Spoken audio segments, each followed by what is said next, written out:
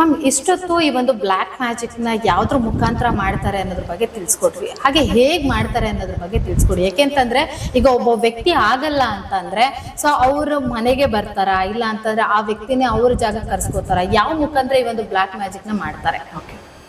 ನೋಡಿ, black magic ಅಥವಾ ಮಾಟ ಮಂತ್ರ ಅಥವಾ ಮದ್ದು ಅಂತ ನಾವ್ ಹೇಳ್ತೀವಿ. ಮದ್ದಿನ ಬಗ್ಗೆ ಇನ್ನೊಂದಿನ ಮಾತಾಡೋಣ. ಓಕೆ, ಸೊ ಇಲ್ಲಿ ಮಾಟ ಮಂತ್ರ ಅಂತ ಹೇಳಿದಂತ ಸಂದರ್ಭದಲ್ಲಿ ಅದು ಕೃತ್ಯ ದೋಷಗಳು ಅಂತ ಹೇಳಿದೆ. ಅಂದ್ರೆ ಕೃತ್ಯ ಅಂತಂದಾಗ ಕೆಲಸ ಅಂತ. ಕೆಲವ್ರು ಹೇಳ್ತಾರೆ, ನೀವು ನೋಡಿದ್ದೀರಾ, ಮಾಡಿದ್ದು ನಾವು ಮಾರಾಯ ಅಂತ ಹೇಳ್ತಾರೆ. ಖಂಡಿತವಾಗ್ಲೂ ಅವ್ರು ಮಾಡದ್ಮೇಲೆ ಅವರು ಉಣ್ಲೇಬೇಕಲ್ವಾ. ಯಾವಾಗ ನಿಮಗೆ ಒಬ್ರು ಮಾಂತ್ರಿಕ ಬಾಧೆಗಳು ಅಥವಾ ಮಾಟ ಮಂತ್ರ ಅಥವಾ ವಾಮಾಚಾರವನ್ನ ನಿಮಗ್ ಹೇಗೆ ಮಾಡಿ ಕಳಿಸ್ತಾರೋ ಅದೇ ತರ ಅವ್ರಿಗೂನು ಅವ್ರಿಗೆ ಜೀವನದಲ್ಲಿ ಏಟು ಭಯಂಕರವಾಗಿ ಬೀಳುತ್ತೆ. ಅದು ಅಷ್ಟು ಸುಲಭ ಅಲ್ಲ. ಯಾಕಂದ್ರೆ ನೋಡ್ತಿರೋ ವೀಕ್ಷಕರು ಹೇಳ್ಬೋದು, ಕಮೆಂಟ್ ಹಾಕ್ಬೋದು, ಮೇಡಮ್ ನಮಗ್ ಮಾಡಿ ಕಳಿಸ್ತವ್ರೆಲ್ಲ ತುಂಬಾ ಚೆನ್ನಾಗಿದ್ದಾರೆ, ನಾನ್ ಮಾತ್ರ ಬಾಡೋಗ್ಬಿಟ್ಟಿದೀನಿ, ನಾನ್ ಮಾತ್ರ ಬಿದ್ದೋಗಿದ್ದೀನಿ ಅಂತ.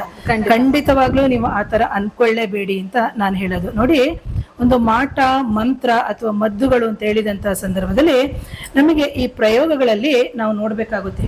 ಒಬ್ಬ ವ್ಯಕ್ತಿ ಬರ್ತಾನೆ ಅಂತ ಅನ್ಕೊಳ್ಳಿ ಮೇಡಮ್, ಅವರಿಗೆ ಬಂದಂತಹ ಸಂದರ್ಭದಲ್ಲಿ ಇವರಿಗೆ ಪ್ರಯೋಗ ಆಗಿದೆಯಾ ಅಥವಾ ಇವ್ರದ್ದು ಮಾನಸಿಕ ದೌರ್ಬಲ್ಯನಾ ಅಂತ ನಾವು ನೋಡ್ಬೇಕು. ಒಂದು. ಎರಡನೇದಾಗಿ ಇವರಿಗೆ ಪ್ರಯೋಗ ಆಗಿದ್ರೆ ಸಾತ್ವಿಕ ಪ್ರಯೋಗಗಳಾಗಿದ್ಯಾ, ರಾಜಸಿಕ ಪ್ರಯೋಗಗಳು ಆಗಿದೆಯಾ ಅಥವಾ ತಾಮಸಿಕ ಪ್ರಯೋಗಗಳು ಅಂತ ಇರುತ್ತೆ. ಸೊ ಇದು 3 ಪ್ರಯೋಗಗಳು ಇದೆ. ಇಲ್ಲಿ ರಾಜಸಿಕಕ್ಕೆ ಬೇರೆ ಬಳಸ್ತೀವಿ, ತಾಮಸಿಕಕ್ಕೆ ಬೇರೆ ಬಳಸ್ತೀವಿ, ಸಾತ್ವಿಕಕ್ಕೆ ಬೇರೆ ಬಳಸ್ತೀವಿ. ಹಾಗಾಗಿ ಯಾವಾಗ ನಮ್ಮಲ್ಲಿ ತಾಮಸಿಕ ಪ್ರಯೋಗಗಳು ಇದ್ದಂತಹ ಸಂದರ್ಭದಲ್ಲಿ ಅಥವಾ ರಾಜಸಿಕ ಪ್ರಯೋಗಗಳು ಇದ್ದಂತಹ ಸಂದರ್ಭದಲ್ಲಿ ಅದಕ್ಕೆ ಸಂಬಂಧಪಟ್ಟಂತಹ ಸಮಸ್ಯೆಗಳು ಉಂಟಾಗುತ್ತೆ.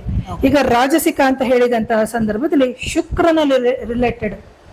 ಶುಕ್ರ ಅಂತ ಅಂದಾಗ ಏನು, ವೈಭೋಗ, ಪ್ರೀತಿ, ಪ್ರೇಮ, ಅದರದ ರಿಲೇಟೆಡ್ ಅವರಿಗೆ ಮಾಡಿಸಿರ್ತಾರೆ, ಆ ಗ್ರಹದ ರಿಲೇಟೆಡ್ ಮಾಡಿಸಿರ್ತಾರೆ. ಆಗ ನಾವು ಬಂದಂತಹ ಸಂದರ್ಭ ನಾವು ಅರ್ಥ ಮಾಡ್ಕೋಬೇಕು, ಇವರಿಗೆ ರಾಜಸಿಕ ಪ್ರಯೋಗ. ತಾಮಸಿಕ ಅಂತ ಹೇಳಿದಂತಹ ಸಂದರ್ಭದಲ್ಲಿ Shani plus Kuja. So Shani and Kuja combination ಬಂದಂತಹ ಸಂದರ್ಭದಲ್ಲಿ ನಾವು ನೋಡ್ಕೋಬೇಕು, ಇದು ಭೂಮಿಗಾಗಿ ಮಾಡಿಸಿದಾರ ಅಥವಾ ಆಸ್ತಿಗಾಗಿ ಮಾಡಿಸಿದಾರ ಅಥವಾ ಇಬ್ಬರ ಮಧ್ಯದಲ್ಲಿ ಜಗಳಕ್ಕಾಗಿ ಮಾಡಿಸಿದಾರ. ಈ ತರ ಎಲ್ಲವನ್ನ ನಾವು ತುಂಬಾ ಕೂಲಂಕುಷವಾಗಿ ನಾವು ನೋಡ್ಬೇಕು. ಜೊತೆಗೆ ನಮಗೆ ಇಲ್ಲಿ ಏನಾಗುತ್ತೆ ಅಂತಂದ್ರೆ, ಯಾವಾಗ ನಮಗೆ ಇನ್ನೊಂದು ತುಂಬಾನೇ ಇಂಪಾರ್ಟೆಂಟ್ ಪ್ರಿಯ ವೀಕ್ಷಕರೇ, ಕೆಲವರು ಹೇಳ್ತಾರೆ ನಮಗೆ ಯಾವುದೇ ದೇವಸ್ಥಾನಗಳಿಗೆ ಹೋದ್ರು ಏನೋ ಕೈ ಹಿಡಿತಾ ಇಲ್ಲ ಅಂತ ಹೇಳ್ತಾರೆ. ಖಂಡಿತ.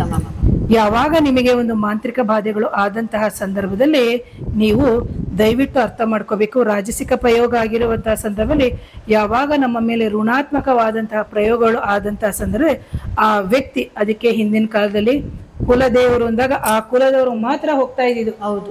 ಗ್ರಾಮ ದೇವರು ಅಂದಾಗ ಗ್ರಾಮ ದೇವತರ ಹತ್ರ ಹೋಗ್ತಾ ಇದ್ರು. ಇಷ್ಟ ದೇವರು ಅಂದ್ರೆ ಇಷ್ಟ ದೇವರು. ಈಗ ಏನ್ ಮಾಡ್ತಾರೆ ಗೊತ್ತಾ, ನಾವು ದೇವಸ್ಥಾನಕ್ಕೆ ಹೋಯ್ತಾ ಇದೀವಿ ಅಂತ ಎಲ್ರಿಗೂ ಹೇಳೋದು, ಎಲ್ಲ ಗುಂಪು ಹಾಕೊಂಡು ಹೋಗ್ಬಿಡೋದು ಟ್ರಿಪ್ ಹೋದ. ಖಂಡಿತವಾಗ್ಲೂ ಇಲ್ಲ. ಕುಲದೇವರಿಗೆ ನಮ್ಮ ಕುಲ ಯಾವುದು, ನಮ್ಮ ಕುಲದೇವರಿಗೆ ನಾವು ನಮ್ಮ ಕುಲದವರು ಹೋಗ್ಬೇಕು.